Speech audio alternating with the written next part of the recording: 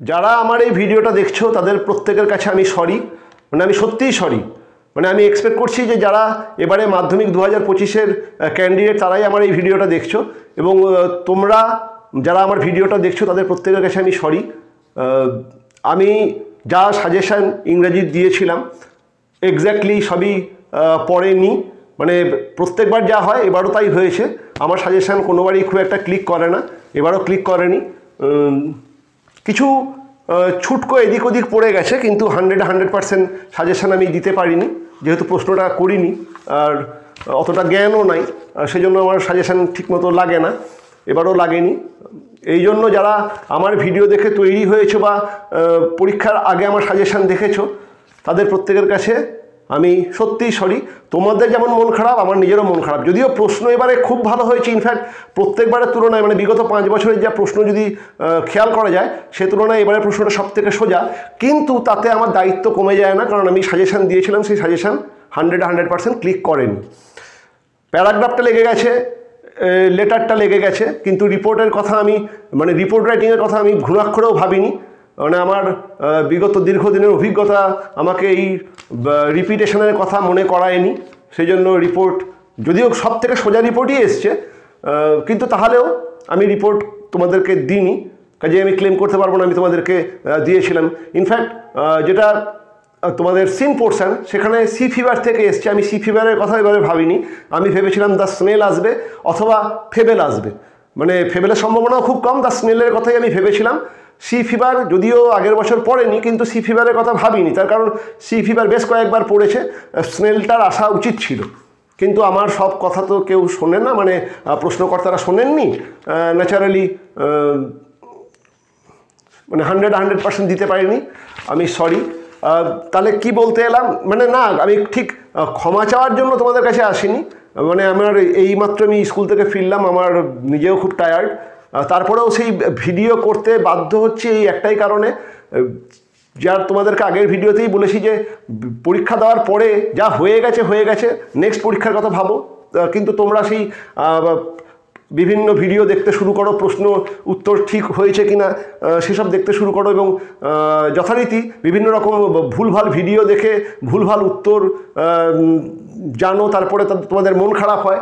এবং আমাকে যেমন, মানে এটা আমি বলছি কেন, আমি আসার সময় আমাকে 2-3 জন স্টুডেন্ট আমার চেনা, তারা আমাকে ধরে এটার কী হবে ওটার কী হবে জিজ্ঞেস করলো, এবং আমার যেটা মনে হলো আমি যখন বললাম, তারা বললো যে না, আমরা দেখলাম এইমাত্র ভিডিওতে এই উত্তরটা এই হবে স্যার, এই উত্তরটা এই হবে স্যার।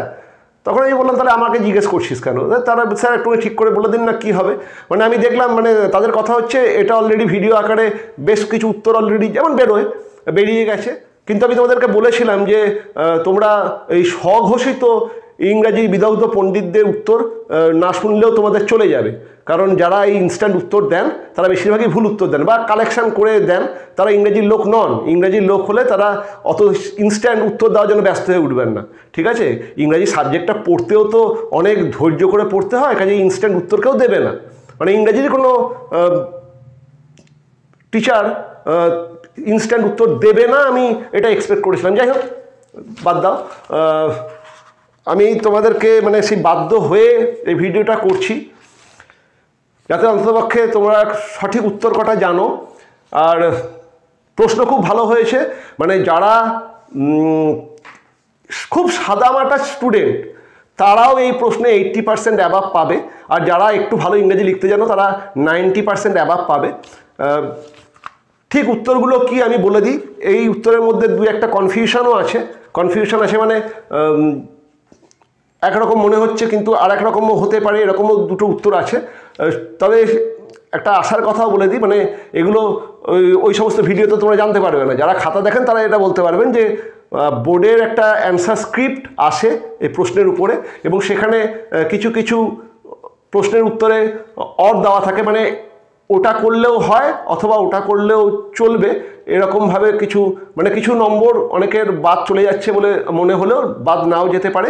আমি উত্তরগুলো একবার বলে দিই, একবার চট করে মিলিয়ে নাও, ঠিক আছে? আমি সমস্ত উত্তর বলবো না, মোটামুটি যেগুলো শর্টে বলা যাবে সেগুলোই বলছি, কারণ এই যে বললাম আমারও মনটা খুব খারাপ, কারণ আমার 100% মেলেনি, মানে ইনফ্যাক্ট আমার কিছুই মেলেনি, ঠিক আছে? চলো রিডিং কম্প্রিহেনশন সিনটা একবার চট করে দেখে নিই। দ্য ক্যাটটা বলেছিলাম, ক্যাটটা এসছে, এটাই একটা সান্ত্বনার কথা। প্রথমে ক্যাটের 1 নম্বরের এ দেখো, right the correct alternative in the given boxes two given space to complete the following sentences. এখানে 1 নম্বরে the cat is particularly civil to the, তোমাদের কাছে তো প্রশ্ন নাই কারণ তোমরা তো প্রশ্ন জমা দিয়ে দিয়েছো, সেখানে উত্তর লিখে আমি বলছি তোমরা লিখেছো কিনা একবার জাস্ট খেয়াল করে নাও। The cat is particularly civil to the guest of the family, এটা হবে উত্তর। At tea time the cat puts in an appearance to get his share of food, এটা হবে উত্তর।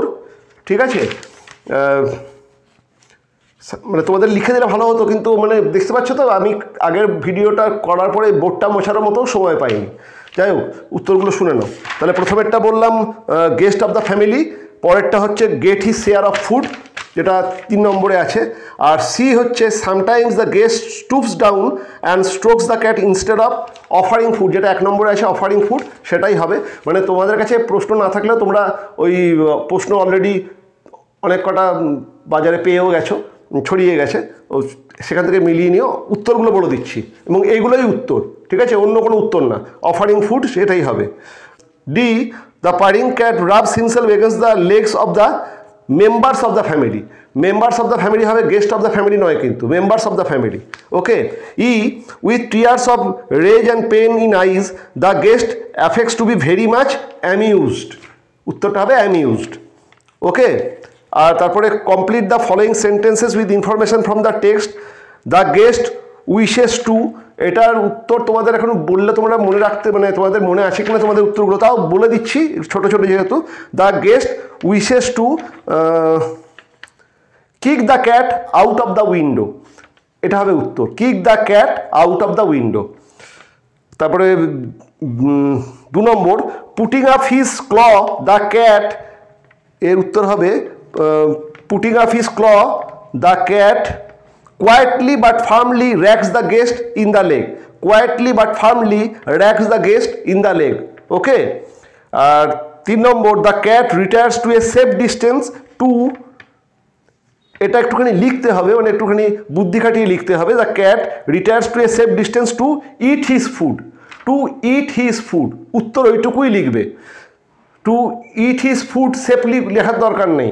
The cat retires to a safe distance প্রথমেই বলে দেওয়া আছে, টু ইট হিজ ফুড, এইটুকুই হবে উত্তর। ওকে।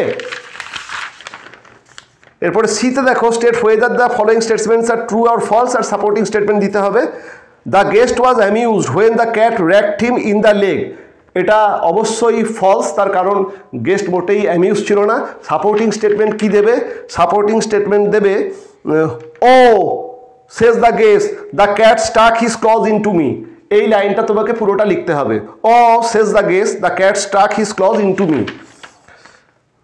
Number 2, the family members were not অ্যাসেমড of the behaviour of the cat, family মেম্বাররা এই ক্যাটের ব্যবহারে মোটেই লজ্জিত বোধ করেনি, এটা ট্রু, কারণ ফ্যামিলি মেম্বাররা মোটেই লজ্জিত হয়নি, মানে তারা খুশিই হয়েছে।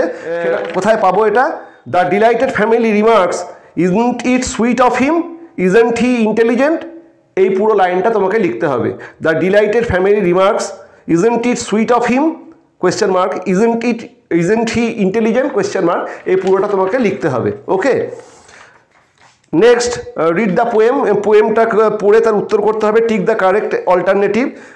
During his journey the poet ship will be guided by, এটা খুব সোজা, যদিও আমি এটা সাজেশানে দিইনি, তোমরা তো নিশ্চয়ই টেনেতে পড়েইছো, কারণ এটা আগেরবার পড়েনি, কাজে রেচেমেন্ট তোমরা একবার করে পড়েইছো। আমি তোমাদেরকে বলেছিলাম যে একবার করে সমস্তগুলোই পড়ে যাবে, আর খুব সোজা এসছে, ঠিক আছে। এটা হবে দ্য স্টার, উত্তরটা হবে দ্য স্টার, কিন্তু আমার সাজেশন ক্লিক করেনি, এটা আমি স্বীকার করে নিচ্ছি। মানে B, I must go down, this line expresses the poet's determination to go on sea voyages, determination to go on sea voyages, অন্য কিচ্ছু না, ঠিক আছে। C, the living creatures mentioned in the poem, আর এই কবিতাতে কিন্তু 3টে লিভিং ক্রিয়েচারের কথা বলা আছে, একটা সিগালের কথা বলা আছে, একটা হোয়েলের কথা বলা আছে, এবং মেরিনার্স মানে নাবিকদের কথা বলা আছে। কাজে উত্তর 2 এর উত্তরটা দেখো, mariners gulls and whales, gulls মানে হচ্ছে সিগাল, এইটা হবে right answer. Okay, mariners gulls and whales. আর ডিতে, the poet desires his fellow rover to be in a, এটা খুবই সোজা, জয়াস মুড, একদম শেষের দিকেই আছে মেরি ইয়ার্ন দেখতে পাবে, ওটা হবে জয়াস মোর। আর এরপরে দুটো প্রশ্নের উত্তর করতে হবে, এই উত্তর তোমরা নিশ্চয়ই যা করেছো এ আর নতুন করে এখন আমি আর বলছি না, যা লিখেছো ঠিকই লিখেছো, যত খারাপই লেখো 1.5 করে পাবেই, মানে 2-এর মধ্যে 1.5 করে পাবেই, আর একটু ভালো লিখলে 2 করেই পাবে, ঠিক আছে? এটাকে আর বলছি না। এরপরে আনসিনটা আমি পড়লাম, এসে পড়ে উত্তরগুলো বলি। এই আনসিনেতে প্রত্যেকবারে জটিলতা থাকে, এবার আনসিনটা খুব সোজা দিয়েছে, তারপরেও এই আনসিনেতেই বেশিরভাগ ছেলেমেয়ে ভুল উত্তর বলছে। কেন বলছে জানি না, ভুল উত্তর বলছে। চলো দেখে নিই আনসিনের উত্তরগুলো কি। প্রথমে হচ্ছে টিক দ্য রাইট অ্যান্সারে আছে India launch it's crocodile conservation project in 1975। India launch it's crocodile conservation project in 1975। Number 2, currently in Bhitarkonika National Park, the number of crocodiles is about 2000. About 2000, তার কারণ today there are 1811 saltwater crocodiles. 1811টা saltwater crocodiles আছে, তার মানে এটা প্রায় about 2000, মানে প্রায় 2000-এর কাছাকাছি, ঠিক আছে? কাজেই about 3000 নয়, more than 2000 নয়, less than 1000 নয়, এটা উত্তর হবে about 2000. Number 3, the number of crocodiles in India has increased due to captive breeding. দাওয়াই আছে খুব সোজা, ক্যাপটিভ ব্রিডিং, সেটাই হবে উত্তর। Number 4, the year 1972 is significant for wildlife enthusiasts in India because this year the Wildlife Protection Act was passed in India. 1972 সালে the Wildlife Protection Act was passed in India, যেটা এতে আছে সেটা হবে উত্তর। Number 5, conservation of these saltwater monsters refers to conservation of crocodiles living in saltwater, যেটা CA আছে সেটা হবে উত্তর। Conservation of this saltwater monster বা এই নোনা জলের দৈত্য বলতে কাদের কথা বলা হয়েছে? saltwater crocodiles কথা বলা হয়েছে, crocodiles living in saltwater, okay. Number 6, an appropriate title for this passage would be. এইখানেতে তোমাদের একটু কনফিউশন আছে, এটার অ্যাপ্রোপ্রিয়েট টাইটেল যদি হয়, একদম অ্যাপ্রোপ্রিয়েট টাইটেল হওয়ার কথা 50th year of India's crocodile conservation, 50th year of India's crocodile conservation. কিন্তু মুশকিল হলো এটা 1975 সালে শুরু হয়েছে, আর এই যে চলছে এখন 2025, সেই হিসেবে 50th year of crocodile conservation হচ্ছে, কিন্তু এটা পাবলিশ হয়েছে সেখানে দেখো দেওয়া আছে 17th জুন 2024, ঠিক আছে? যদি সেই হিসেবে ধরি সেক্ষেত্রে অ্যান এন্ডিয়েভার টু প্রোটেক্ট ক্রোকোডাইলস এটা হয় উত্তর। কিন্তু পারফেক্ট যদি টাইটেল দিতে হয় তাহলে আমি দেব 50th year of India's crocodile conservation. তাহলে স্যার কি উত্তর বলছেন? তাহলে স্যার বলছি যারা সিএরটা লিখেছ অথবা যারা এরটা লিখেছ, দুটো উত্তরই তোমরা নম্বর পাবে। এরকম প্রত্যেক বছরই কিছু প্রশ্ন থাকে যার উত্তর আমাদেরকে মানে পাঠানো হয়, সেই স্পেসিমেন যে অ্যান্সার স্ক্রিপ্ট, তাতে এরকম যেগুলোতে একটুখানি কনফিউশন থাকে সেই রকম দুটোতেই কেউ যদি এই দুটোর মধ্যে কোনো একটা লেখো তাতেই সে নম্বর পাবে, okay. 50th year of India's crocodile conservation এটাও যেমন right answer, and endeavour to protect crocodiles এটাও রাইট অ্যান্সার। মানে সম্পূর্ণ বোর্ড যে উত্তরের কপিটা পাঠাবে তার উপর ডিপেন্ড করে পরীক্ষকরা খাতাটা দেখবেন।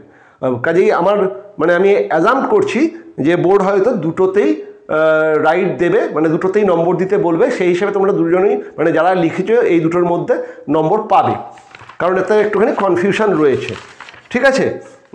কারণ যেটা মানে সবাই বেশিরভাগই 50th of India's crocodile conservation করবে, কিন্তু যদি আবার এখানেতে এই ডেটটাকে খেয়াল করি তাহলে আবার ওইটা হয়, ঠিক আছে? এই সমস্ত বিভিন্ন রকম পার্সপেক্টিভকে বিবেচনা করে এগুলো বোর্ড কনসিডার করে, কাজে এত টেনশন করো না, ঠিকই লিখেছে। চলো এবার দেখে নিই ট্রু আর ফলসের এখানটায়। Since 1975 the number of crocodiles in India has decrease drastically. এই উত্তরটা নিয়ে আমাকে রাস্তাতে একজন বললো যে স্যার এটা ট্রু হবে। আমি বললাম কেন, ট্রু হবার কারণটা কি? এ তো ফলস আমি দেখতে পাচ্ছি। যে বলছে না স্যার আমরা দেখলাম এটা ট্রু হবে। যাই হোক তারা কোথা থেকে দেখেছে আমি জানি না, এটা ফলস হবে, okay. Since 1975 the number of crocodiles in India has decrease drastically. 1975 সালের পর থেকে ভারতবর্ষে ক্রোকোডাইলের বা কুমিরের সংখ্যা খুব দ্রুত গতিতে কমে গেছে। তাই কি 1975 সালে ক্রোকোডাইল কনজারভেশন চালু হয়েছে এবং তারপর থেকে আমরা দেখছি ক্রোকোডাইলের সংখ্যা বাড়ছে। 1975 সালে 74টা ছিল, যেটা আজকে 1811টা। কমে গেছে কি বাড়ছে। কাজে অ্যান্সারটা হবে এখানে, যেটা বক্সের মধ্যে লিখতে হবে ফলস।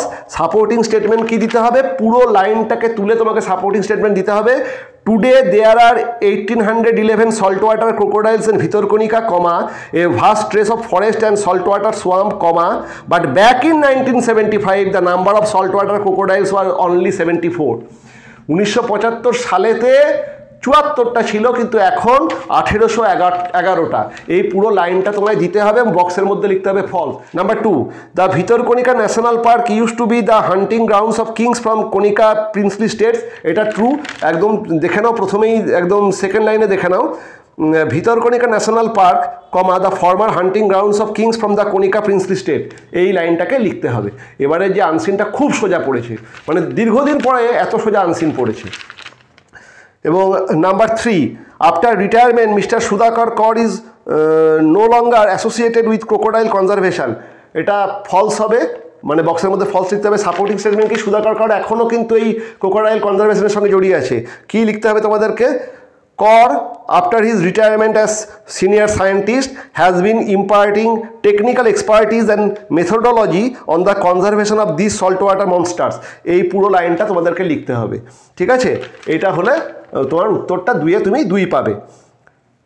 এরপরে চলে এসো ফলোয়িং কোয়েশ্চেন্স, অনেক বড় বড় প্রশ্ন উত্তর, যা লিখেছো এখন আর এগুলো চেক করার কিছু নাই, যা লিখেছো ভালোই লিখেছো, ওই লাইনগুলো ধরে ধরে উত্তর লিখলেও চলবে, ঠিক আছে? গ্রামার অ্যান্ড ভোকাবুলারিতে চলে যাই। Write the correct alternative to fill in the blanks. গ্রামারও খুব ভালো দিয়েছে। ইট হ্যাড বিন ড্রিজলিং, ইটের পরে যে ফিল ইন দ্য ব্ল্যাঙ্কস আছে, it had been drizzling continuously for hours together from morning, but in the afternoon the wind grew up, then came the storm with heavy gust. এটা হবে উত্তর। It had been drizzling continually for hours together from morning, but in the afternoon the wind grew up, then came the storm with heavy gust. এটা হচ্ছে উত্তর। Do as ডিরেক্টেডটা দেখে নিই, এখানেও appropriate preposition আর আর্টিকেল দিয়ে ফিল ইন দ্য ব্ল্যাঙ্কস খুব সোজা এসছে। এবারে last year we visited Haridwar in summer, last year we visited Haridwar in summer, we stayed in a hotel by the river, we stayed in a hotel by the river, উত্তরটা কিন্তু by. Though the hotel was a bit expensive it was very nice, though এর পরে হবে দো the hotel, নির্দিষ্ট করে hotel, সেই জন্য দা, ঠিক আছে? আশা করি তোমরা সবাই এই গ্রামার পোর্শনটা খুব ভালো করেছো, যদিও আমার গ্রামার কিচ্ছু মেলেনি, কিন্তু যেরকম করিয়েছি সেরকমই এসছে। মানে গ্রামারে সাজেশন দেওয়ার মতো ক্ষমতা মানে দেখতেই তো পাচ্ছ যে সিন পোর্শনেই মেলাতে পারছি না। আচ্ছা, বিতে দেখো, এখানেতে ডু অ্যাজ ডিরেক্টেডে কি আছে, we patch the kite up with a letter, change the voice. আমি ভয়েস চেঞ্জ আর ন্যারেশন চেঞ্জ আমি কিছু বইয়ের টপিক রেখেছিলাম, এর আগে পরের কিছু রেখেছি, এক্স্যাক্টলি এই লাইনগুলোই রাখিনি, কিন্তু মানে যারা একটু চালাক চতুর তাদের এটা বোঝা উচিত যে বই থেকে এবারে গ্রামারে আসার সম্ভাবনা আছে। মানে এটা একটা আমি মানে আমার একটা অ্যাজামশান হচ্ছিল যে বই থেকে মানে বইয়ের টপিকের উপরেই হয়তো গ্রামার দিতে পারে, দেখছি বইয়ের টপিকের উপর দিয়েছে, ঠিক আছে? এই জন্য আমি 2-1টা বইয়ের করিয়েছিলাম, কিন্তু এক্স্যাক্টলি এই লাইনগুলোই করিয়েছি, এ ক্লেম আমি করবো না, কারণ আমি করিনি। আর সব থেকে বড়ো কথা, প্রশ্নকে আমি বানিয়েছি যে আমি করব। যাই হোক, we patch the kite up with a letter, change the voice, the kite was patched up with a letter by us, the kite was patched up with a letter by us, সোজা। We patched the kite up with a letter. The kite was patched up with a letter by us. Next, indirect speech, narration. Narration চেঞ্জটা কি আছে দেখে নি। Father asked him, have you no school today? বাবা তাকে জিজ্ঞেস করলো, হ্যাঁ রে তোর আজকে কোনো স্কুল নাই? এটাকে দুটোভাবে উত্তরটা দেওয়া যায়, মানে এটা দুরকমভাবেই উত্তর হয়, যে যেটা লিখবে তাতেই নম্বর পাবে। যেমন ফাদার আস্কড হিম, বাবা তাকে জিজ্ঞেস করলো, হ্যাঁ রে তোর স্কুল নেই, মানে তার বাবা তাকে বললো হ্যাঁ রে তোর স্কুল নেই, মানে বাবা তাকে জিজ্ঞেস করলো। কাজেই তুমি যদি লেখো উত্তরটা, মানে এটাই বেশি ভালো হয়। Father enquired him if he had no school that day today কিন্তু হবে দ্যাট ডে, ঠিক আছে? তাহলে উত্তরটা কি সব থেকে ভালো হয় কোনটা? Father enquired him if he had no school that day, এটা লিখলে খুব ভালো। যদি এটা না লিখে এটাও লেখো একই নম্বর পাবে, মানে এখানে ভালো খারাপের জন্য নম্বর বাদ যাবে না, দুটোই ঠিক। সেটা কি? Father asked him if he had no school that day, যেটা ফাদার আস্কড হিম আছে, ফাদার আস্কড হিম, তারপরে if he had no school that day, এটা চেঞ্জ করে তুমি লিখতে পারো। অথবা ফাদার এনকোয়ার্ড হিম, এটা হলে টোটাল খাতার ইমপ্রেশনটা বেশি ভালো হয়। Father enquired him if he had no school that day. Okay, যে যেটা লিখবে সেটাতেই নম্বর পাবে এবং সেটাতে একই পাবে, ঠিক আছে? 3 নম্বরে এই সিম্পল সেন্টেন্স করতে দিয়েছে, একটা খুব সোজা দিয়েছে, the people were very much stunned they could not speak in the beginning, join the sentences into a simple sentence. The people were too much stunned to speak in the beginning, the people were too much, too much stunned to speak in the beginning, এটা হবে simple sentence. এবারে কিন্তু grammar খুব ভালো দিয়েছে।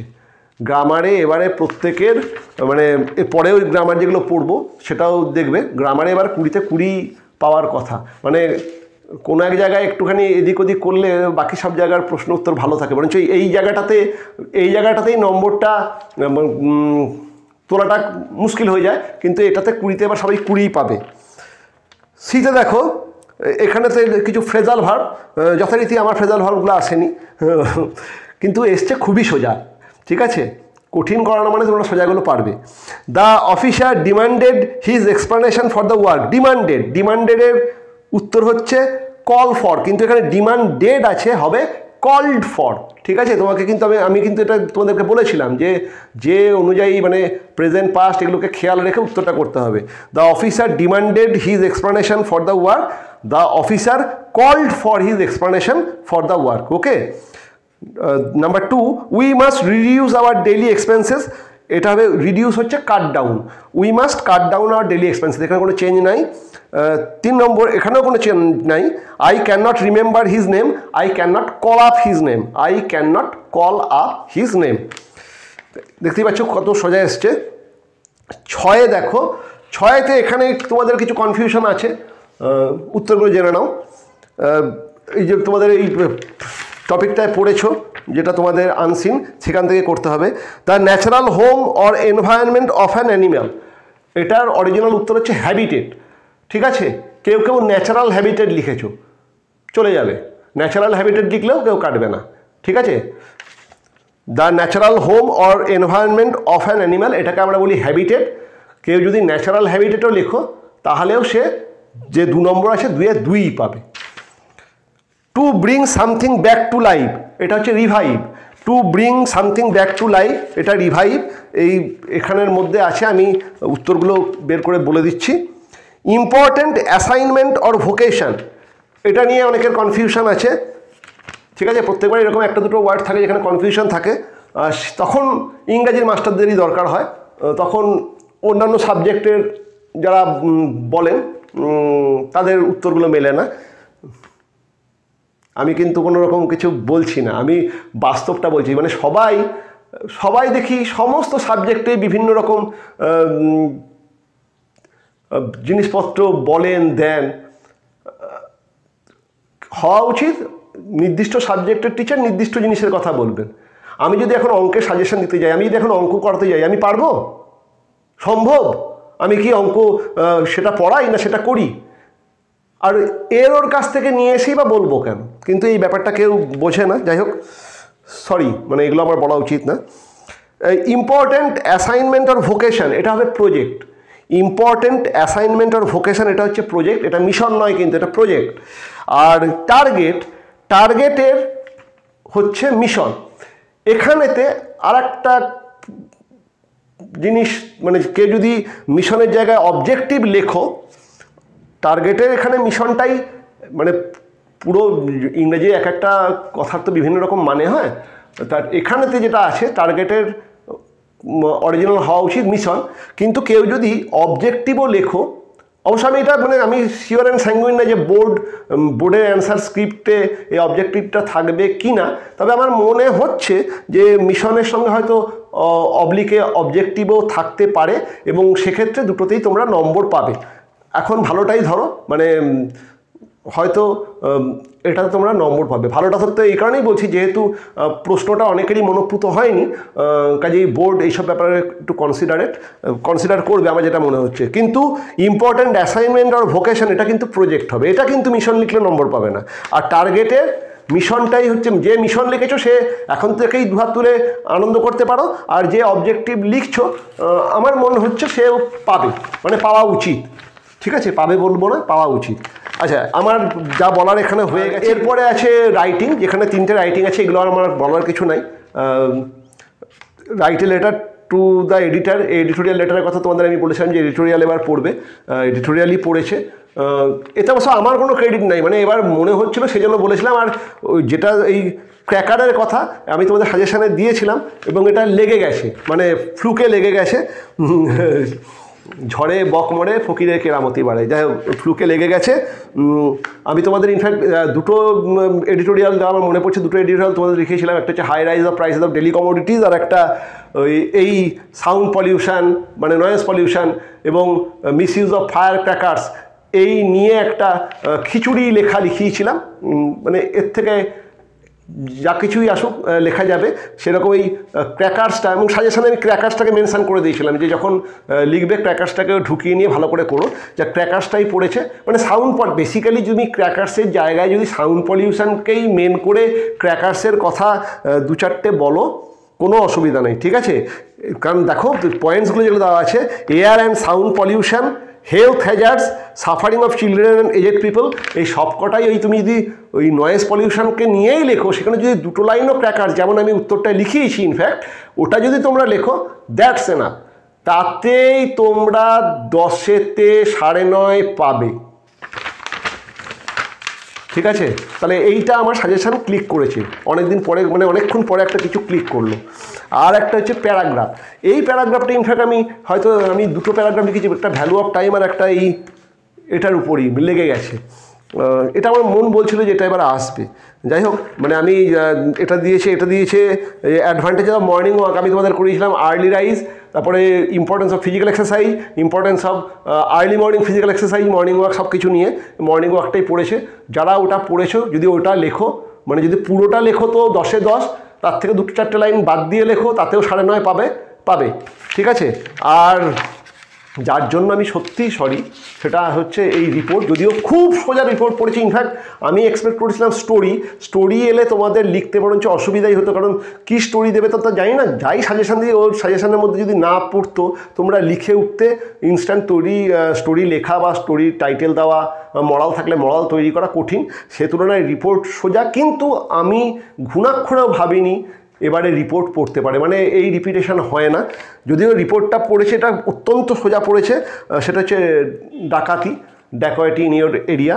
তোমরা মোটামুটি যারা মানে ইনফ্যাক্ট যদি 10-এতে না রিপোর্ট দেখে 9-এও দেখে থাকতে, মানে দেখা নিশ্চয়ই আমার কাছে শুনছি ভালো পরীক্ষা হয়েছে, তাহলে তোমরা রিপোর্টটা লিখতে পারবে। কিন্তু এটার জন্য আমি সরি যে আমি স্টোরি ভেবেছিলাম, স্টোরির বদলে যদি বায়োগ্রাফি দিত তাতেও খুব একটা দুঃখ হতো না, যদি কোনো মেকিং দিত তাতেও দুঃখ হতো না। কিন্তু এই রিপোর্টটা দিয়ে দিয়েছে, এটা আমার আইডিয়াতেই ছিল না। ঠিক এক্স্যাক্টলি আমার এই সি ফিভারেরও এবারে আইডিয়া ছিল না, মানে বলেই পড়িয়ে দিয়েছি। কিন্তু আমি ভেবেছিলাম স্নেল আসা উচিত ছিল।